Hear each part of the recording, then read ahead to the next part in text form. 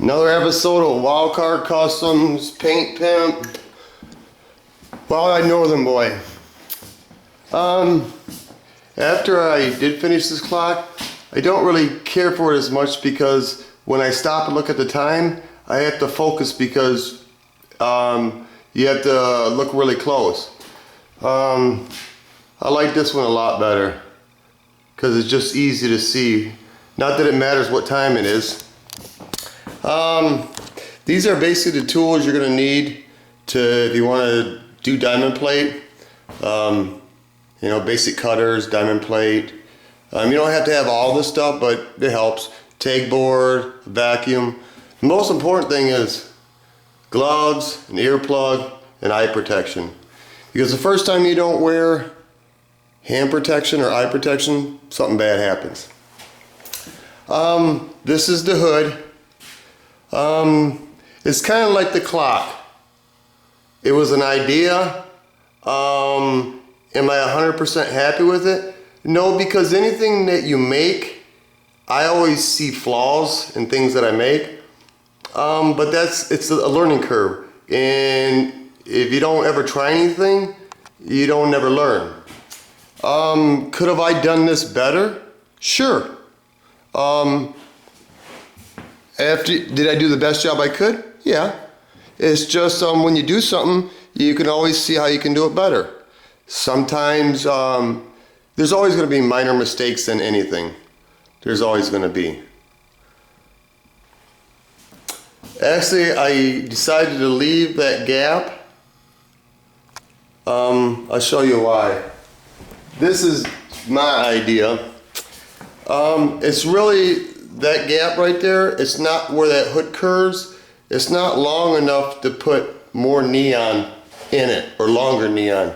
Otherwise, I would. Now, do you see the red that is reflecting on the hood? Actually, it's another sign. And that's one reason why I like diamond plate is that when the sun hits it, it'll really reflect. Especially when, see, this is how you'd actually be looking at it. But you'll actually, how do I do it? You'll actually be looking at it like this. This is like the angle you'll be seeing it. The hood. If that makes any sense.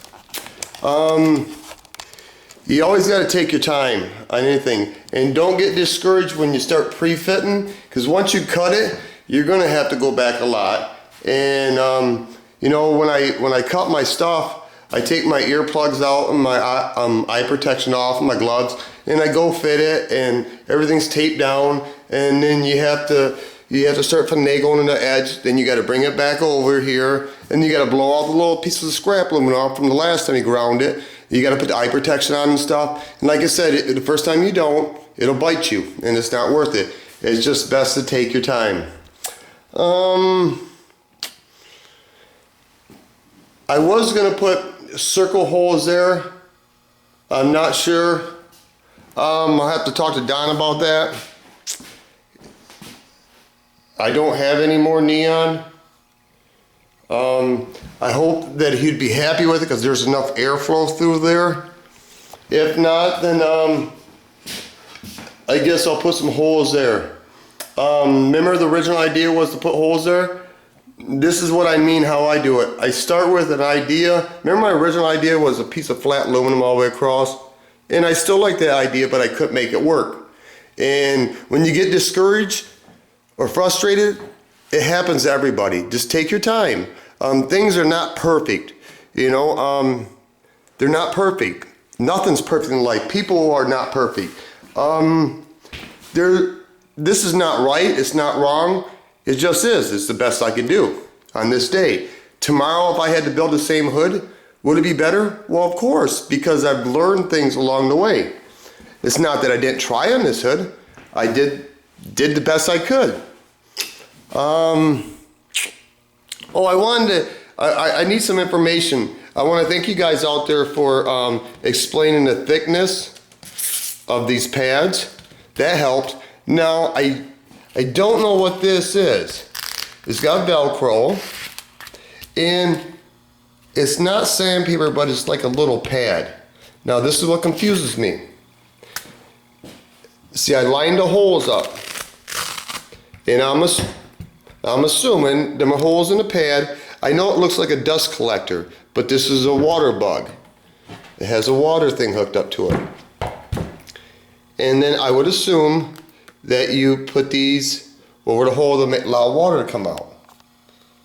Like that, okay. Now I would assume, and when you assume a lot of times you make mistakes. So I'm just saying I assume, and I'll take any help that I can get. I would assume that I buy the holes, the sandpaper with the holes in it so the water flows through. I would assume that you could take this pad and use sticky sandpaper to it.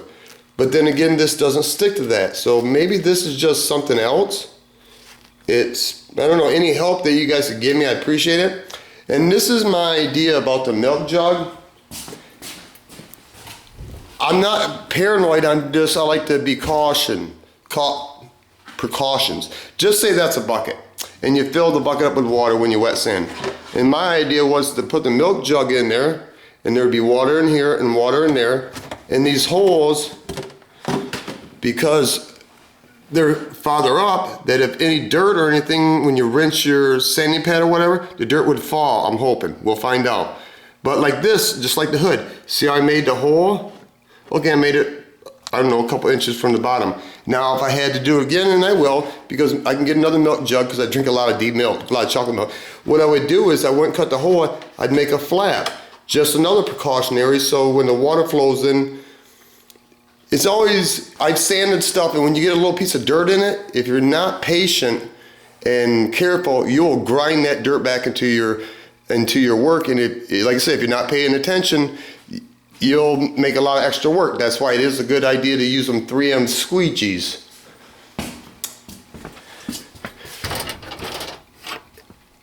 I know, I think it's down here, yeah.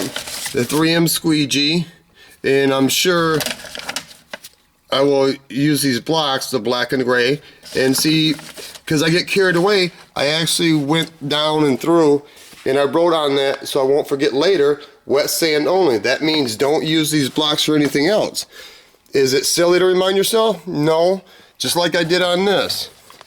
This is a sponge that I bought from the body shop. It's kind of expensive, like $7.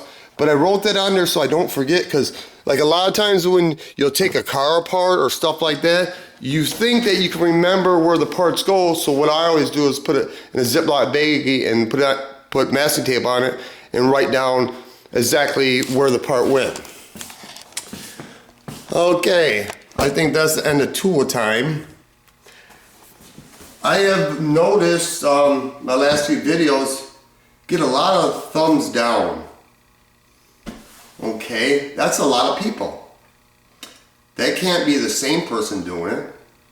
So, I don't know.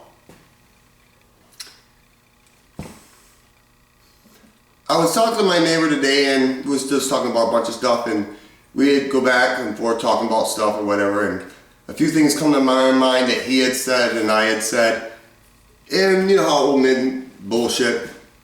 It came to my mind that it's not the size of the dog in the fight, it's the size of the fight in the dog. But you know what? Sometimes it's not worth fighting about stuff, because what do you create? Stress? You create hardship, drama. Like you say you win with your wife fighting. What do you get, a victory lap? Did you rarely win anything?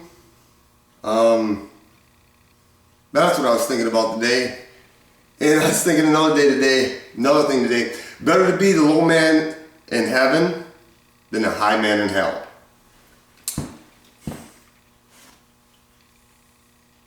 I've been told, don't worry about the small battles, just win the war.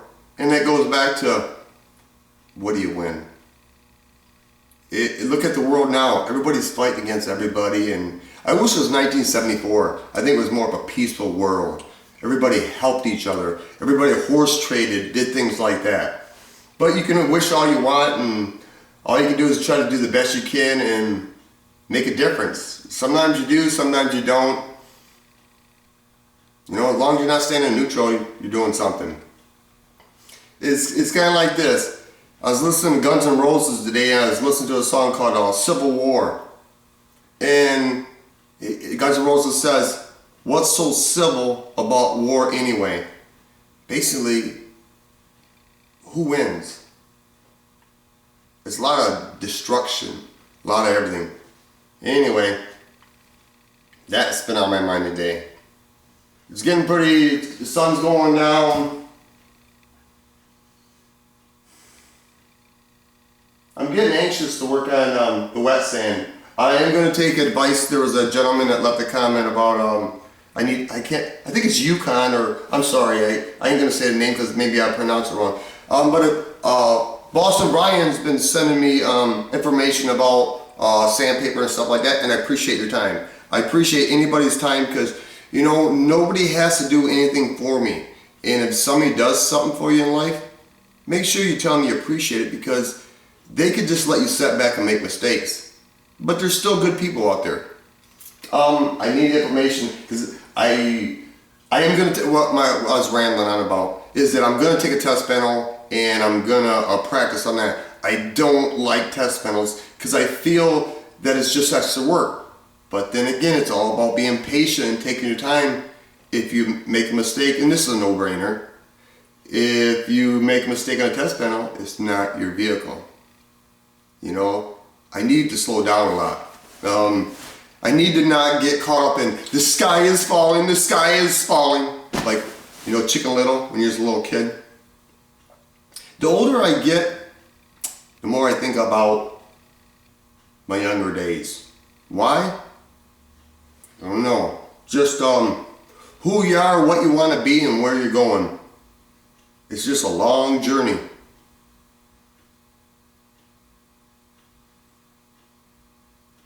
I'm thinking with all the thumbs down, I got people that'll watch me, but the thumbs down, that's telling me that I'm doing something wrong, that I guess people are not interested. Okay. I guess I'll have to think about that, and I'm not doing this a ploy or anything saying I'm going to stop doing clips, but I might. I mean, it's kind of like when you help your neighbor and he says thank you and appreciates it, it makes you feel good. I think when I started to do these videos, I was getting arrogant, you know, self-cocky, whatever. You know, and like I said, a pride cometh before a fall. Really deep down, I do this to show other people how to do things. And I guess in the back of my mind, I'm doing it for a reason, because I meet other people and they show me how to do things that I didn't even think of. And it saves time. And I don't know.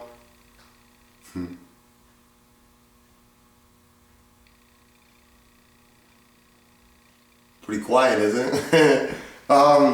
That's my laugh for today. Peace of property, peace of mind, peace on earth, because we need it these days. The world is, wow. Piece of something, oh, piece of pussy. Piece of something, beep, beep. Peace.